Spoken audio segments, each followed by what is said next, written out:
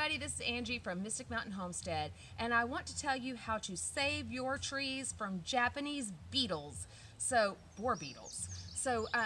We used to have a huge pine tree that I loved. It was like really old and really large. I really think that it was about 200 feet tall, probably 200 years old, but it was really big, and it looked like somebody had shot it up with a shotgun shell, is what the people told us that we bought the land from. But I talked to several arborists, and they're like, no, that's not what's up with that. You've got, and they called them pine tree boar beetles. But then I started looking things up, and I realized that that's the same thing as a Japanese boar beetle. We had these once before when we were in Oklahoma to attack our peach trees, and the way we got rid of them once they were already in the tree was we built a big sheet metal funnel, and we just drowned them and drowned them and drowned them, and the trees actually survived. But that's what you do when they're in the tree and the tree is salvageable. So there's a couple of things you can do, which obviously our pine tree wasn't salvageable, by the way, so we had to get it cut down, and it made me cry. But there's a couple of things that you can do to where the boar beetles never even get in the tree. And you might have seen this before, where you're driving down the street and somebody's got their tree painted white, and you're like, what in the world is that tree painted white? It's because they're protecting it from insects. So I've done a little research, and I found out that as soon as we dropped that tree, those beetles would come out when the saw was coming, or you have to burn it, or when they burn, and they will attack the trees that are around it. The most susceptible trees to those would be another pine tree, because pine tree wood is soft, or my fruit trees. And we brought those fruit trees all the way from Oklahoma, and I was not about to let those go. So this is how you make it. You take joint compound, and it does not have to be this brand. I got this at Walmart. You can get it at Lowe's. You can get it anywhere, you do home repair. And you're gonna put the oh, hey, do you like my nifty paint jug? Yeah, I'm all about recycling. That was an old water jug, and I totally am reusing it. You just cut out a section, and then you have a handle.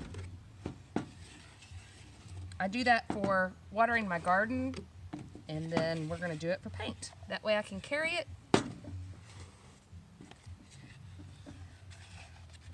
And it's open mouth so that I can stir it.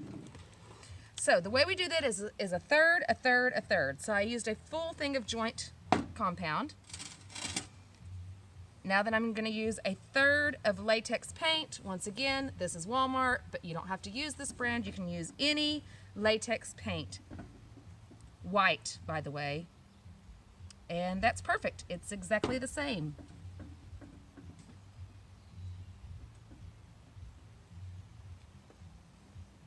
And then last, you do a third water. So again, those measurements are a third, a third, a third. And then you're gonna stir it up. Now while I stir this, we're gonna take a little break. When you say a third, you mean one part of each item, like one part water, one part joint compound, one part paint? Correct.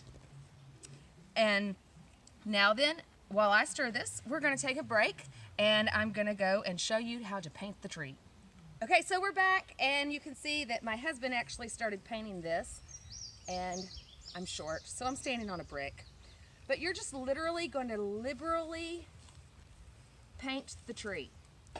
It does not have to be fancy painting, but you're just wanting to get this on there. You're wanting to seal. Do you see how the bark is opening there? That opening is an opening for a beetle to get into. So you want to make sure that you seal the whole tree. And yes, I am missing and getting the ground, but it's okay, because when my husband cuts the grass, that'll go away. So you want to just make sure. Now, most people that I've seen only go up like a couple of feet from the ground. And that's fine, that's fine. However, I'm kind of paranoid when it comes to the trees, and so I'm going up higher, because I figure if it's wide enough that they they can get through it, then, you know, they can get through it. So you're gonna go all the way to the ground. And like I said, don't worry about my grass. My husband will paint it. And we'll take a break real quick while I finish painting this. Okay, so you can see that I painted the pecan tree.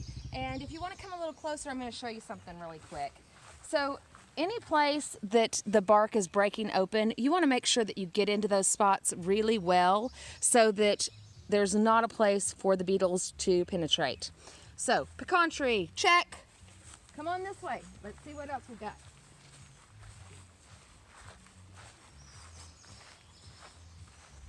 Black walnut, check.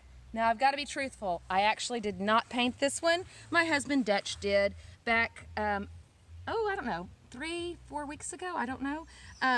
And so you can see where he painted the whole thing and the little buds have came out. Isn't that cute? So this little tree has been through a lot. And it is surviving. Over here we've got the apple tree. Check. And you're probably wondering why we didn't do the whole tree, and I'm going to tell you why. Because Thor the goat, the naughty goat that ate my lilies, he also tried to eat all the bark off of the apple tree. So it was open, and I didn't want to paint this on it while the tree was bleeding. And by bleeding, I mean like it had raw wood, and you could see like sap kind of stuff. And so I left this open just simply so that could heal. And then we'll come back by and we'll paint that again. So, apple tree, check. Yes, I do need to get another apple tree. The one that we had in Oklahoma, sorry, did not make the move. So we need another one. We've got 2 pears. Check, check. And an apricot. Plum. Check. Oh, sorry, Dutch just said it's a plum, but I really thought it was an apricot. Anyways, I guess we'll find out soon. We'll be having plums on this tree. So these are all still really young trees. They have a really thin bark, and the borer beetles would have really gotten them. So I'm glad that we found this out and we were able to save them before anything happened. So if you have a problem with borer beetles, or you just want to prevent them from attacking your fruit trees, this is how you do it. Now, most people only go up, like I said, a couple of feet from the ground. Yeah, we're a little overcautious, but we love our plants, so go figure. So, I hope that you enjoyed this video. I hope I was able to give you just a little bit of information that you didn't already know. And like always, like, subscribe, comment, and share. Ding the bell if you want to hear more future videos like this. Have a great day.